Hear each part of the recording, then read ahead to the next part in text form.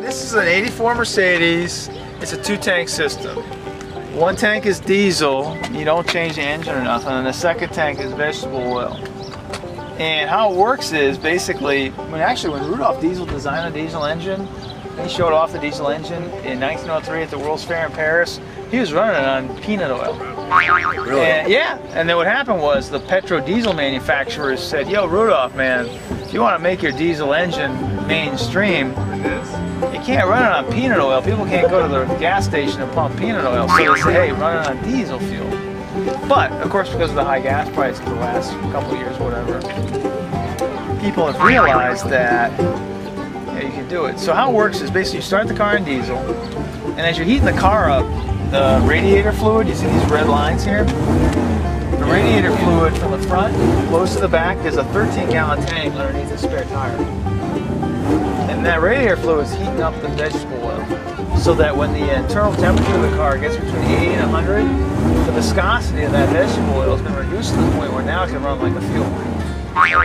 So there's a switch, it's just a basic switch underneath my car stereo where when I see that my internal temperature of the car is between 80 and 100, I can switch it over and run on vegetable oil.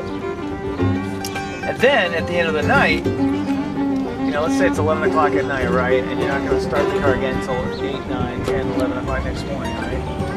Well, you got to flush the system, which means you just press the switch another way, and that's just running diesel back to the line so that when you start the car the next morning, you don't have cold vegetable oil in your injectors, you got diesel.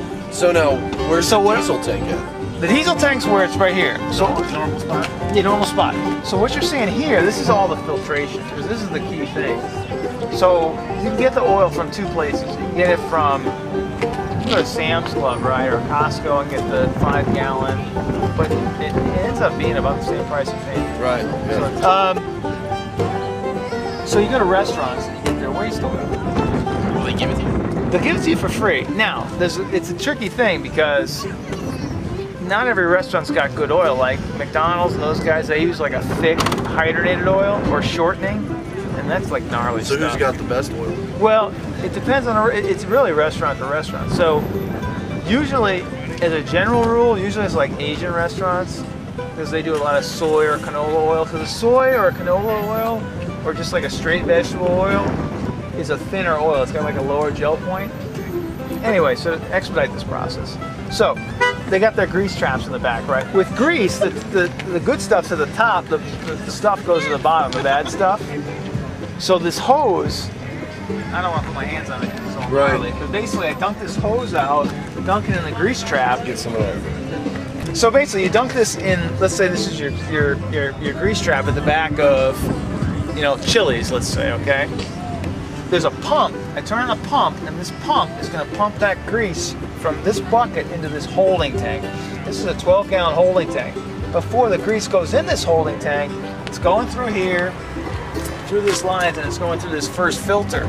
Because even with clean grease, there's like bacon bits and all that kind of stuff, right? Yeah. You gotta clear out the bacon bits. Right, yeah, because you don't want that in your tank. So it basically goes through here, you can see the line, right, going back here, and it goes right in here. And then what happens is, when I'm ready to put this fuel into my tank, I'll turn on a switch at the front of my car, and it'll go through another process where it'll go through another filter. So basically the whole point of this is that the key thing about running a car in vegetable oil, you gotta clean the fuel. It's not easy. You can't just go to your local Chili's and dump your thing in, and then 5 minutes later you're taking off and you're hitting on the highway. It takes time. You gotta clean it. But it is free, and they'll give it to you. So how many miles? So yeah, what's the mile to gallon? It's about the same. Although it's all about how you clean that veg oil. So if you don't clean that veg oil as good, your mileage is going to be less because as you're pumping it, it's harder. So where have you gone with the Veggie car mobile? Well, that's the thing. You can probably see here how this is like off to the right. And then there used to be stickers on the side of the car. Wait. This is an advertisement for your website right here. Yeah, it's my website. Okay, there we go. But last summer, I raised $25,000 and I went around the country to all the minor league parks and major league parks. And I had sponsor logos here and on both sides of the car and on the hood of the car. And that's why the car is this color too. The cars sound different when it's running on Veggie? No, it just Sound like smells a diesel? different. It smells like French fries. Nice. But it It's sounds like a another diesel. bonus. Yeah. It smells like fries. Yeah, get you hungry. Yeah, get you hungry. All right, we ready? All right. Who are you with? So that's Joe Connor. Time has been called. Time out. That's Joe Connor. This is 632. See you guys later.